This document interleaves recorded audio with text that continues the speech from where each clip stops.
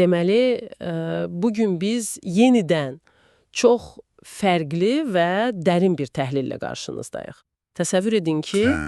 Özü də həqiqətən mürəkkəb bir mənbə ilə, yəni asan deyil. Dəqiq. Yəni, bildiyimiz bütün o böyük inanc sistemlərinə baxında çox sadə bir qayda var da, düzdür? Yaradan həyatı verir və vaxtı çatanda o həyatı geri alır. Belə deyə, bu bir kosmik qanundur. Aha, ayrılmaz bir paket kimi. Ay sağ ol. Bəs əlinizə elə bir sirli mətin keçsə ki, oradakı baş memar can almaqla, yəni ölümlə hər hansı bir əlaqəsinin olmasını qəti şəkildə rədd edir. Bax, bugün qabağımızdakı mənbə, İkinci Diriliş adlı mətin məhz belə bir paradoksal reallıq qurur. Özdə birbaşa yaradanın dilindən yazılmış kimi təqdim olunur bu sənəd. Məqsədimiz də çox dəqiqdir. Biz bugün bu sistemin məntiqini sındırıb, əsasən də o mərkəzi mövzunu, yəni ikinci dirilişin mahiyyətini kəşf etməyə çalışacağıq. Amma dərhal burada çox vacib bir xətt çəkməliyik. Məncə bunu əvvəlcədən deməyimiz şərtdir. Əlbəttə, buyurun. Yəni bizim burada məqsədimiz bu mətndəki hər hansı dini, fəlsəfi və ya siyasi motivləri təsdiqləmək, yaxud təksib etmək deyil. Biz heç bir inancın və ya tərəfin vəkili deyilik. Düzdür, biz sadəcə analitik bugün. Dəqiq. Missiyamız sizə sadəcə bu fərqli, bəzən çox qaranlıq, bəzən isə riyazi cəhətdən heyrətamiz dərəcədə nizamlı olan sistemin necə işlədiyini göstərməkdir. O qəribə rəqəmsal arxitektura var mətndə 6, 7, 8, bax o şifrələri açacaq. Elə isə gəlin birbaşa mətnin bizi, necə deyərlər, sarsıtdığı o ilk sətirlərdən başlayaq. Mətn oxucuya çox mütləq, avtoritar bir səslə müraciət edir. Yaradan deyir ki, mən öz işıq payımdan varlıqlara can verən mənəm. Aha, bura qədər hər şey bizə çox tanış gəlir. Hə, standart yaradılış motividir, amma dərhal arxasınca gələn cümlə adamı dayandırır, mən can almaram. Yəni, bu çox qısa ifadə bütün o min illik təsəvvürləri alt-üst edir. Şok effekt yaradır, bəli. Düzü, mən bunu oxuyanda düşündüm ki, əgər yaradan can almırsa, bəs bu boyda kainatın o ölüm mexanizmi necə işləyir axı? Baxın, əsl intriqada elə burada, o dediyiniz inzibati boşluqda yaranır. Əgər yaradan güc özünü ölüm prosesindən təcrid edirsə, kainatda bu işi kimsə görməlidir, düzdür? Təbii ki. Mətndə yaradan ölümü hansısa cəza və ya özünün birbaşa iradəsi kimi görmür. Ölüm burada, belə deyək, zəruri bir texniki əməliyyatdır. Bir növ çirkili işdir və bunu etmək üçün xüsusi nümayəndələr var. O sadəcə dirildəndir. Can almaq prosesi isə Əzraila tapşırılıb.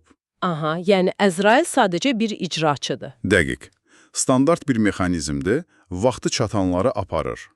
Amma hekayənin əsl dramı kainata, o sistemə kənardan müdaxilə olanda, yəni ədalətsizlik baş verəndə yaranır. Bax elə bu nöqtədə mətn səhnəyə çox qəribə bir fiqur çıxarır, Azra Ali. Mən bu mətni incələyəndə bilirsiniz, beynimdə belə bir analogiya qurdum. Düşünün ki, bir yazıcı var. Yəni yaradan. Hə, yazıcı yaradandır. O cildlərlə roman yazır, obrazlara həyat verir, amma hekayənin nizamını, kimin hansı fəsildə öləcəyini idarə etmək üçün bir redaktor təyin edir. Bu redaktor da Əzraildir. Sadəcə ssenarini icra edir. Maraqlı bənzətmədir. Bu da Azra Alidir. Hə, bu redaktor və xüsusi agent yanaşması vəziyyəti çox yaxşı sadələşdirir. Amma mətndəki vəziyyət biraz daha mürəkkəbdir. Yəni, Azra Ali sadəcə zülmə qarşı vuruşan heroik bir fiqur deyil. O, bütün sistemin təhlükəsizlik protokoludur. Biraz da açardınız bunu, yəni necə protokol? Mətndə açıq xəbərdarlıq var. Deyir ki, Azra Ali Əzraildan əvvəl can alar. Mən Ali icazə vermişəm. Bunun mənası odur ki, zülmkarın öldürülməsi təbii ölüm prosesini pozan fövqəladə bir haldır. Yəni növbəsiz can alır. Ay sağ ol, yaradan ona məxsusi olaraq oğlum deyə xitab edir. O, yaradılışın ən pak elementlərini qorumaq üçün dizayn olunub və burada çox kritik bir məqam var. Əgər o ali icazə olmadan, kimsə, lap elə Əzrail qüdrətində olmayan, adi bir varlıq can alarsa, yəni qətil törədərsə, sistem çökər, bəşəriyyət böyük bəlaya düçar olar. Çünki bu artıq rəqəmsal və mənəvi kodu sındırmaq kimidir, eləmi? Tamamilə düzdür. Kainatın virusa yoluxması deməkdir. Deməli, sistemin xüsusi qoruyucusu var. Və Metin qəfildən bu abstrakt kosmik mövzuların içindən çıxıb bizə çox spesifik yer adları verir. Bu mənim üçün ən gözlənilməz kəşfi anı oldu.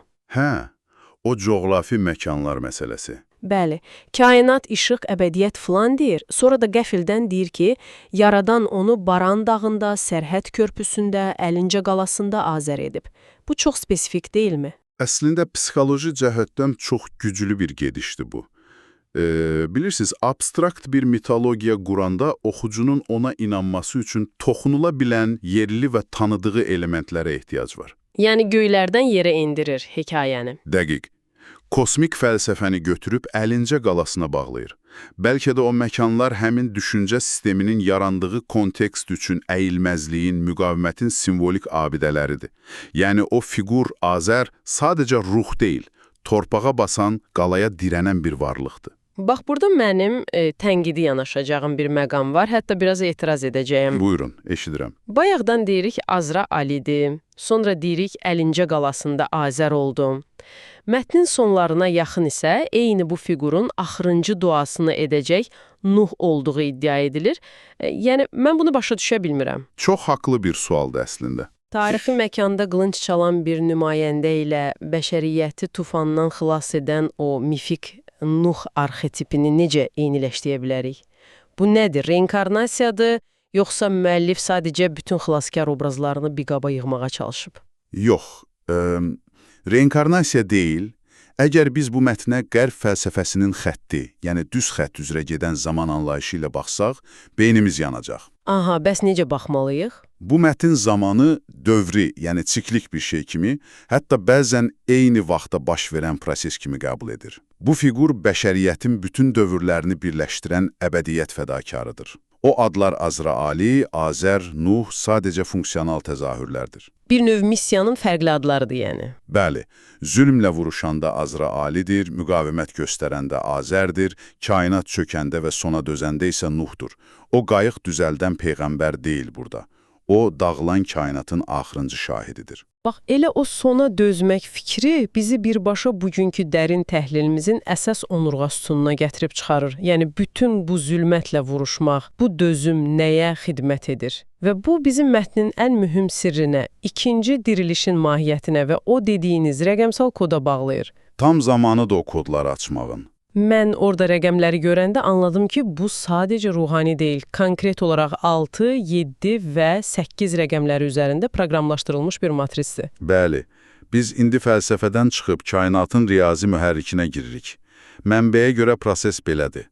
Yaradan kainatı 8-likdən gələrək 6 müddətdə yaradıb. Bu 6 rəqəmi birinci yaradılışdır. Yəni, bizim bu bildiyimiz maddi dünya, eləmi? Dəqiq. Daha sonra mətndə 7 ağ geyimlidən bəhs edilir.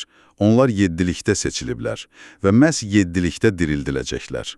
Bir dəqiqə, mən bu 7 və 8 məsələsini dinləyicilərimiz üçün bir qədər də vizuallaşdırmaq istəyirəm, çünki bu çox vacibdir. Bəbi, buyurun.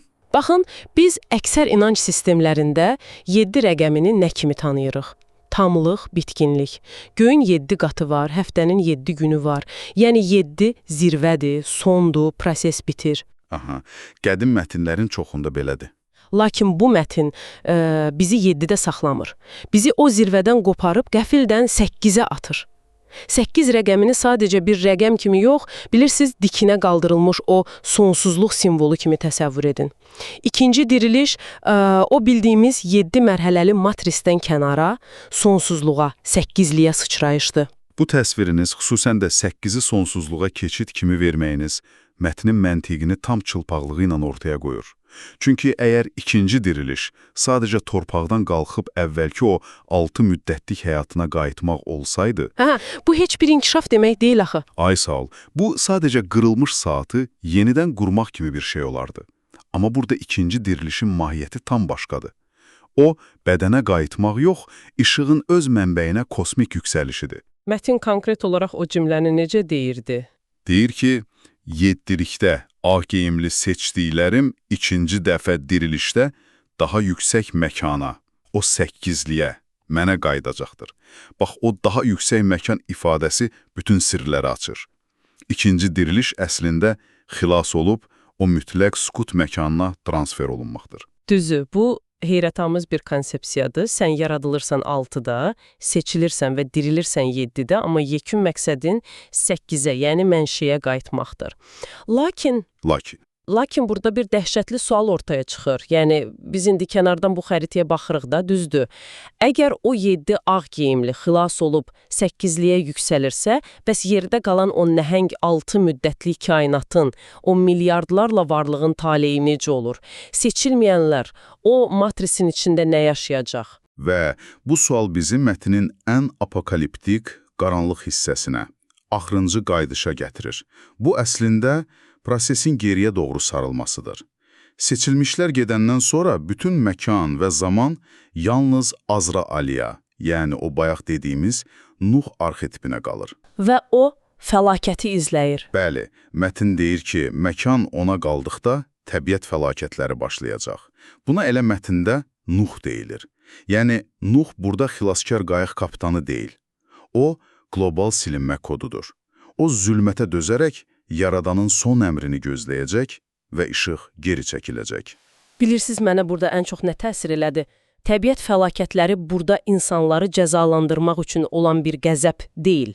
Bu, konkret olaraq fizikanın çökməsidir. Tam olaraq belədir. Yaradılış işıqla başlamışdın, yəni enerji ilə. İşığın mənbəyinə geri çəkilməsi avtomatik olaraq maddənin dağılması, o 6 mərhələlik dünyanın parçalanması deməkdir. İşıq gedir, cazibə itir, fizika çökür və o mətnin finalındakı o əzəmətli, amma biraz da kimsəsiz cümlə yadınızdadır. Mən uzaqlaşacağam. O hissəni deyirsiniz. Bəli, deyir ki, mən uzaqlaşacağam yenə də sirlərimlə. Mən susub sükutda, bitis samançıku, uzaqlaşacağam. Yaradan hər şeyi arxada qoyub sükuta çəkilir. Məsələnin ən görünməyən, amma ən fəlsəfi qatı o sükut məsələsidir. Biz insanlar adətən susmağı və uzaqlaşmağı nə cür başa düşürük? Küskünlük, məğlubiyyət, bəzən də çarəsizlik kimi. Sanki tərk edib getmək kimi. Amma bu sistemdə sükut mütləqiyyətin o ən ali 8-lik məkanının xüsusiyyətidir. O deməkdir ki, artıq deyiləcək söz, yaradılacaq heç nə qalmayıb. Missiya bitdi. İşıq qayıtdı. Sükut mövcudluğun ən mükəmməl dayanacağıdır. İnanılmazdır. Beləliklə, gəlin bugün girdiyimiz bu mürəkkəb labirinti yekunlaşdıraq. Biz sizinlə həqiqətən də sərt və mistik qanunları olan bir mətnin içinə daldıq. Ölümdən imtina edən, sadəcə can verən bir yaradanla tanış olduq. Aha, və zülmə müdaxilə edən o xüsusi agenti Azra-Alini tanıdıq. Bəli, və ən vacibisi bugünkü hədəfimiz olan ikinci dirilişin mahiyyətini öyrəndik. Gördük ki, bu sadəcə yenidən dirilib yaşamaq deyil, bu 6 müddətlik kainatdan qurtulub, 10 mütləq sükutun 8-liyinin içinə kosmik bir sıçrayış etməkdir. Əslində, mətnin demək istədiyi odur ki, mövcudluq doğulmaq və ölməkdən ibarət sadə bir dairə deyil. Kimin üçünsə bu sadəcə mif ola bilər, amma istənilən halda insanın fani 6-dan qurtuluş, 7-si ilə sonsuzluq 8-inə can atmasını göstərən çox monumental bir abidədir bu mətin. Çox gözəl yekunlaşdırdınız. İndi isə bu qədər dərin təhlildən sonra ənənəmizə sadiq qalaraq sizə, bəli, tam da bu an bizi dinləyən sizə, proqramdan sonra beyninizi yormaq üçün təhrik edici bir sual buraxıram. Görək bu dəfə nə sual hazırlamısınız? Biz o seçilmiş 7-liyin 8-liyə necə uğurla qaçdığından danışdıq, düzdür? Onlar xilas oldular, o sükut məkanına getdilər. Bəs indi o kameranı götürüb yerdə qalan dünyaya tərəf çevirsək? O 6 müddətli kainata. Hə, o milyardlarla varlığın qaldığı matrisin aqibəti nə olacaq? Sizcə, Nuh adlanan o fəlakət kodu o kainatı tamamilə toza çevirib yox edib hər şeyi sıfırlayacaqmı? Yoxsa yaradan o işığını və sirlərini yığıb 8-liyə çəkiləndə, geridə qalan o dünya işıqdan və enerjidən məhrum olmuş, zülmət, soyuq bir xaraba kimi öz kosmik tənhalığında əbədiyyətə qədər qalacaqmı? Dəhşətli bir mənzərədir həqiqətən. Qurtuluş hekayəsinin arxasında qalan bu kimsəsizlik mənzərəsinin hansı variantı daha qorxuncudur və eyni zamanda bəlkə də daha ədalətlidir? Məkanın özü o axırıncı qayıdışdan sonra nəyə çevriləcək? Bax, bu sualı sizin öz təfəkkürünüzə həvalə edirik. Maraqlı düşüncə mövzusudur. Düşünməyə dəyər. Mətnin şifrələrini bizimlə birlikdə qırdığınız və bu dərin fəlsəfi səyahətə qoşulduğunuz üçün hər birinizə təşəkkür edirik. öz fikirlərinizi formalaşdırmağa davam edin. Hələlik. Hələdik, sükutla qalın.